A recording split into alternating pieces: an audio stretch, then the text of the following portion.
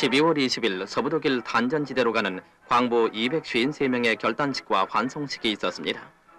심한 경쟁을 물리치고 합격한 이들 젊은 광부들은 앞으로 서부독일 광산에 가면은 고기를 선양하고 우수한 기술을 배워오겠다고 선서했습니다. 그런데 이들은 21일과 27일 두 번으로 나뉘어서 모국을 출발하는 장도에 올랐는데 앞으로 함불크와 에츠바일로 두 탄광에서 3년 동안 일하고 돌아올 것이며 이들은 매달 600마크씩 받게 된다고 합니다. 우리는 3년 후 우수한 광산 기술의 습득을 기대하면서 젊은 광부들의 앞날에 건강과 축복을 보내는 바입니다.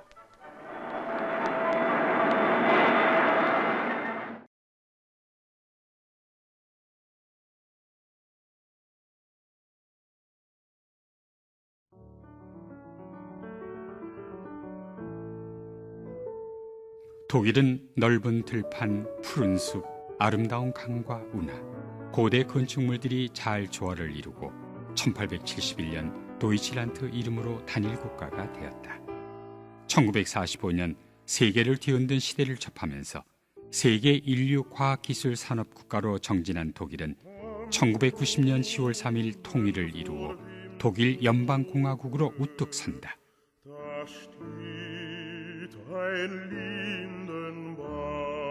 1867년 독일에서 조선시대 우리의 그림이 우표로 발행되면서 두 나라의 교류는 시작됐다.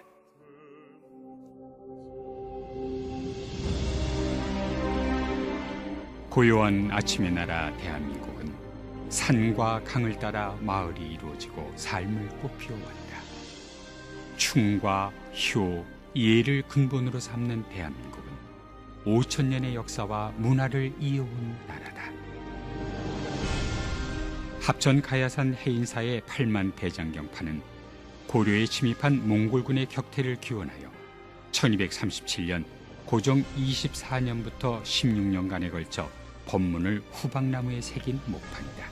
2007년 세계 유네스코 지정 세계문화유산이 되었다. 1910년 굴욕의 한일 합방으로 36년간 나라를 빼앗긴 굴욕의 식민지. 1945년 해방은 되었으나 사상의 대립으로 남북으로 갈라서는 비운의 시대. 1950년 6.25 전쟁으로 남과 북은 잿더미의 나라가 되었고 황폐한 국토는 굶주림과 방황으로 갈 곳을 잃고 1960년대는 큰 혼란 속에서 새 출발의 시대를 맞는다. 1961년 12월 2일 한국과 독일은 양국 경제협력을 체결한다. 1961년 미국의 원조마저 끝나고 어려움에 처한 대한민국을 도와줄 나라는 세계 어디에도 없었다. 박정희 대통령은 국가 운명의 마지막 결단으로 분단의 아픔을 같이 하던 서독과의 경제협력을 체결하고 광부를 모집하여 독일로 파견하게 된다. 1963년 12월 21일 선발된 500명 중 247명 일진이 사랑하는 부모 형제와 이별의 눈물을 가슴에 묻고 독일로 떠났다.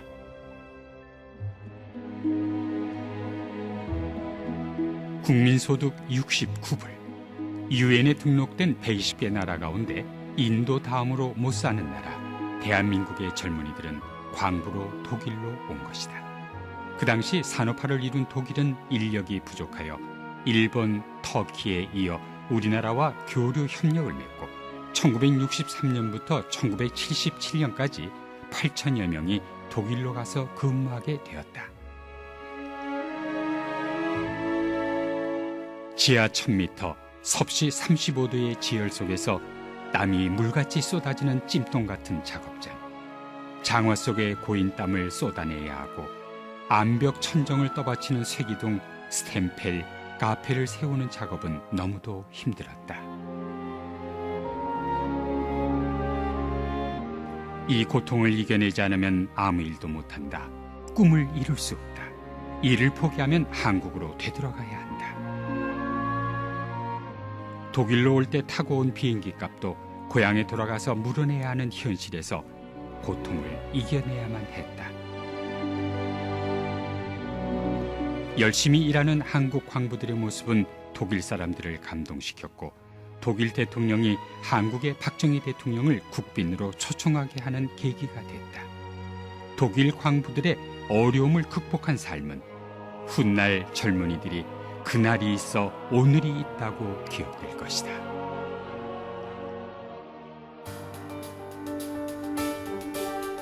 파독광부 교류가 활발히 진행되면서 종합병원에서 근무하게 될 간호사들이 초청됐다.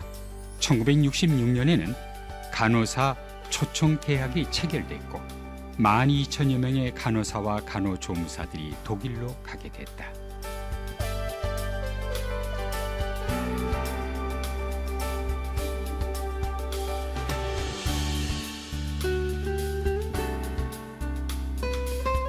처음 도착한 간호사들은 통하지 않는 언어와 힘든 일로 많은 어려움을 겪어야만 했다.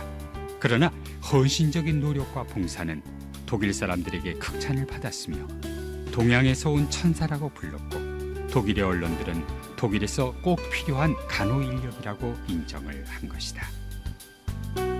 그들의 노력은 한국의 경제를 일으키는 힘이 됐다.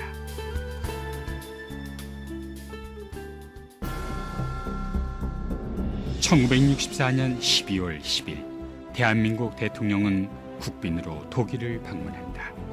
한반도 최초의 국빈으로 독일을 찾게 된 것이다. 박정희 대통령 네 분을 맞으면서 눈물바다가 됐다. 여러분의 새까만 얼굴을 보니 내 가슴에 피눈물이 납니다. 우리는 아직까지 못 사는 나라지만 잘 사는 나라를 후손들에게 물려줍시다. 조국 근대화를 꼭 이룹시다. 그들은 두 손을 불끈 쥐고 꼭 그렇게 하리라 굳게 다짐했다.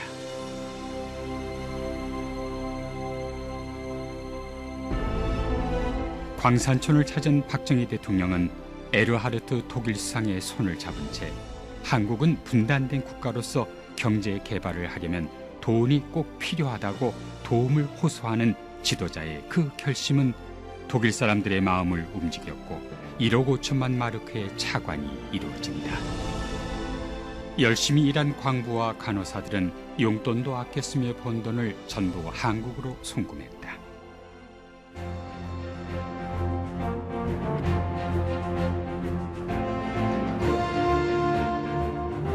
그들 땀의 대가는 경부고속도로, 제철소, 시멘트, 비료, 자동차, 조선소, 화학공장 건설의 종잣돈이 된 것이다. 그 돈이 없었다면, 아니 파독 광부와 그리고 간호사들이 없었다면 가능했겠는가? 그들의 희생이 있어 국가 산업화의 부시돌이 되었고 그것이 타올라 오늘이 있게 된 것이다.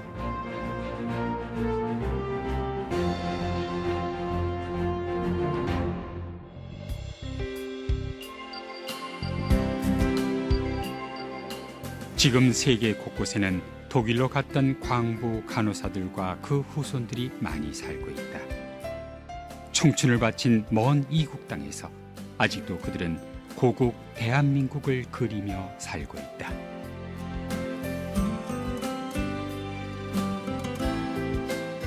(2011년) 50년이 지난 지금 대한민국은 독일과의 경제 협력을 바탕으로 세계 10대 교육 국가로 일어설 수 있게 됐다.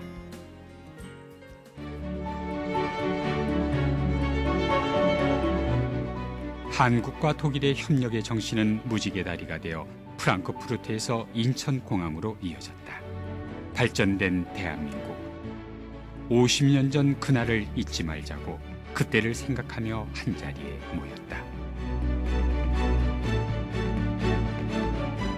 지하 1000m, 섭씨 35도의 땀을 이겨낸 강한 정신이 오늘의 한국을 일궈낸 힘이 되었다고 당시 경제사절단으로 국빈 통역을 했던 백용훈 박사는 그때를 회상하며 현재 시점에서 역사를 되돌아보는 증언을 한다. 그때의 땀과 협력 차관 사업이 없었다면 오늘의 대한민국은 결코 성장할 수 없었을 것이다. 양국이 경제 협력을 시작한 1961년 12월 2일, 그리고 50년이 지난 2011년 12월 2일. 지금 그때를 생각한다. 전설의 로렐라의 언덕, 낭만의 라인강, 그 물길이 대한민국의 한강으로 이어지고 있다. 국민소득 69불이 2만 불로, 원조를 받던 나라에서 원조를 주는 나라로, 교역 1억 달러에서 1조 달러의 시대를 열었다. 그들이 흘린 땀과 그 정신은 우리 가슴에 영원히 기억될 것이다.